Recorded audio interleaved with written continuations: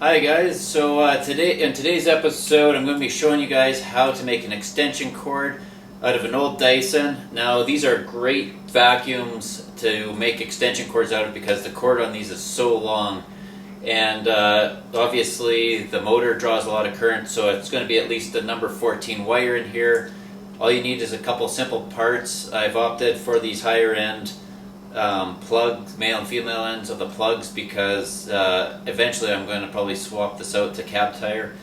But let's go ahead and start, and this is better than just throwing these things right in the dump. At least you can get some more use of them. They're very expensive and they have a super long cord on them. So anyway.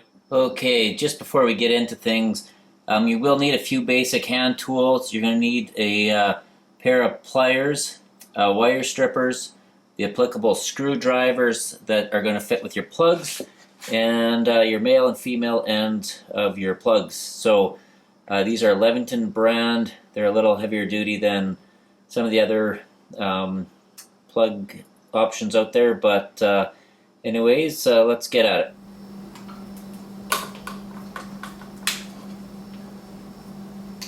So you're going to want to take your pliers, cut the cord off as long as possible.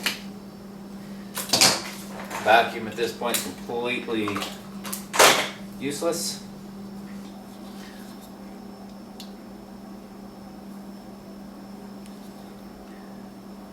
First thing I'm going to do is just strip some of the sheath off.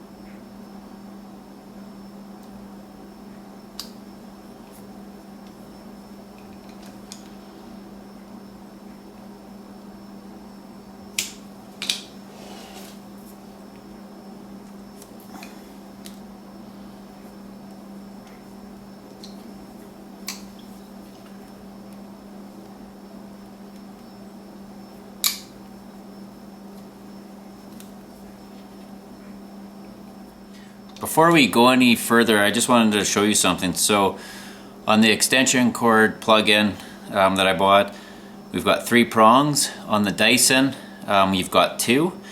So I'm going to explain the difference between a 3-prong and a 2-prong plug. So basically, a 3-prong plug is always used for a device that you might have like a metal housing or casing, so if one of the power wires comes off, it could electrify the whole unit.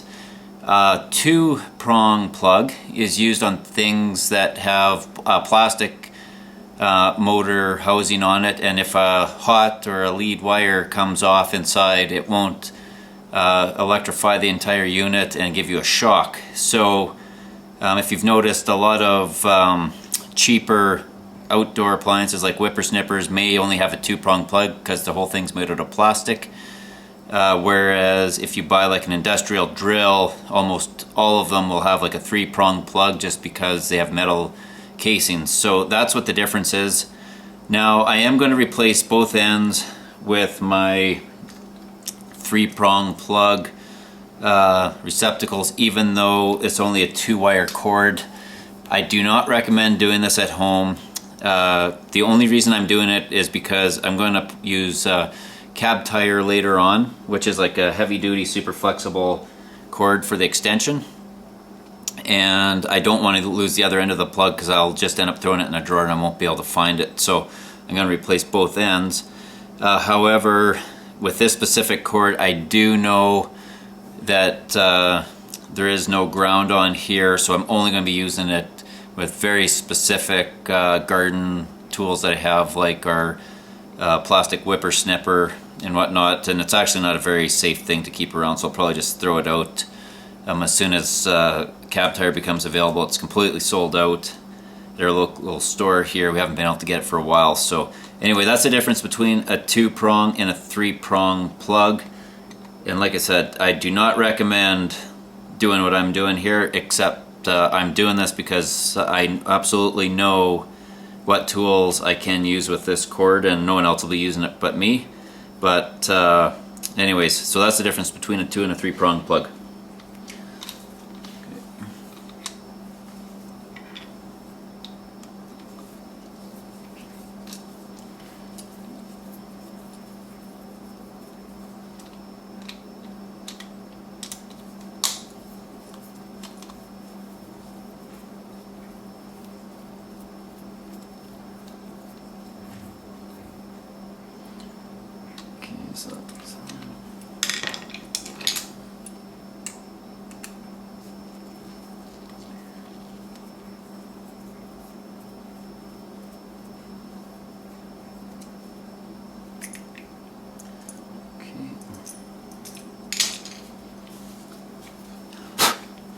So what you're going to want to do,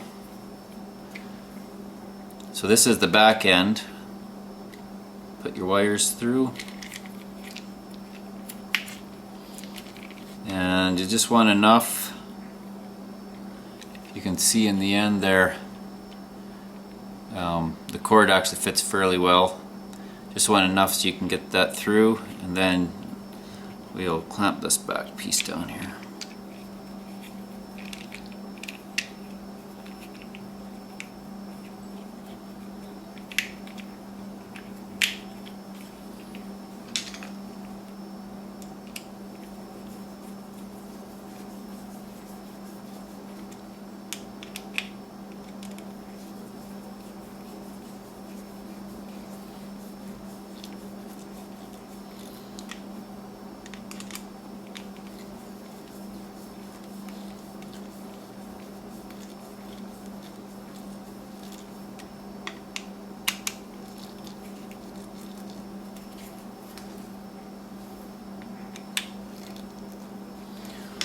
Okay, and I recommend not stripping these wires off till you've got that pushed through.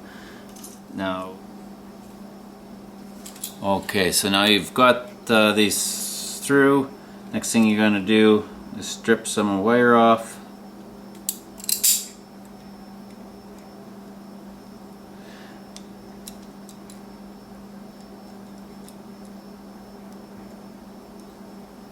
Cut these a little short. It's take a bit more off of this one. Alright, so basically, just to give you guys a quick lesson here on what makes a good extension cord. So these wires have many fine strands, and what that does is it makes the cord super flexible. If you notice something like house wire, there's only one strand and it makes it really stiff. So more strands, the more flexible your extension cord is going to be. So an appliance cord like these vacuums makes a good extension cord for that. Now the next thing you're going to want to do, you can use your pliers to do this, but the wire's pretty thin, so just use my hands. But you want to put a hook on it. I'm going to say a right-handed hook, and then that way when you tighten the screws, it'll tighten into itself. So as you can see, there's a brass and there's a silver screw. So on the brass screw, I always like to put the black. Okay, I just got the first one little loop in here. Tighten that one up.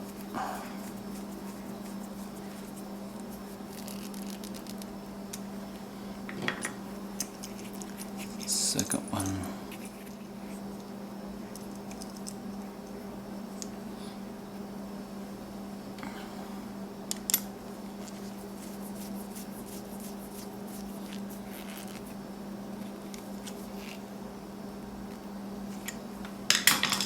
Alright, so tighten those up. So if you see, so step one, we put the cord through, tightened it up. Step two, we just put the black on the brass and the white on the silver.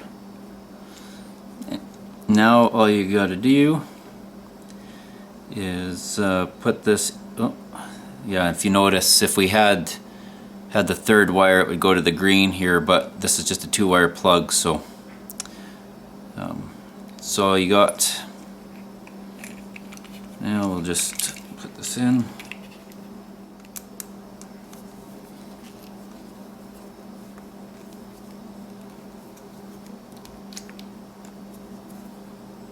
Yeah, and that's basically it. That's the male end. So we'll go ahead and do the female end.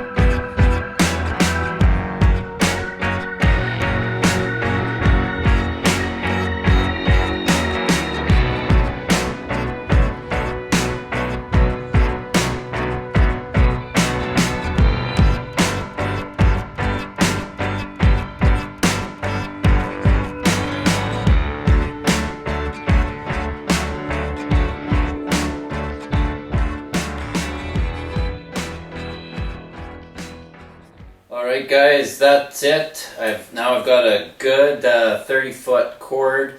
Like I said, I do not recommend doing this at home with a 2-wire cord and putting a 3-prong plug on it, just because of that electrical shock hazard. Like I mentioned before, the 2-prong plugs are for devices that basically have a plastic housing around the motor. If you check out your plugs around the house and your tools and things, you'll notice that anything with a metal case on it, like more of like an industrial, or not industrial, but like a better quality, say food processor or mixer, will always have a 3-prong plug because they have a metal case. Cheap whippersnippers usually have like a 2-prong plug if they're plug-in electric. Your vacuum cleaner is probably a 2-prong electric, or 2-prong cord. So like I said, I do not recommend putting a 3-prong plug on a 2-wire cord, but I know exactly what I'm going to be using this for. It's a good piece of wire, good insulation on it and stuff for just giving me a little extra distance with the whippersnipper in the backyard.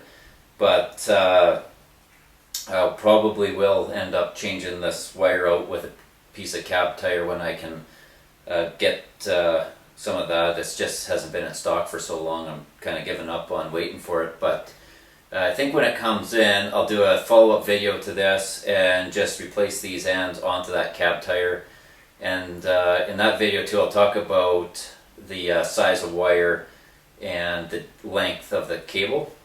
Basically, the smaller diameter of the wire, the shorter the cable because of voltage drop, but we can go into that in the next video. So anyways, I hope you guys got some value out of this video. Showed you how to make your own extension cord. It's pretty simple, pretty straightforward. I hate wasting stuff, so you know, when this vacuum burnt out on us, the first thing I thought of was I want to save that cord on it and make an extension cord out of it, just because it does have like a 30-foot cord on that Dyson. So anyways, give the video a like, make sure to subscribe if you found value in the video, and we'll see you guys in the next one.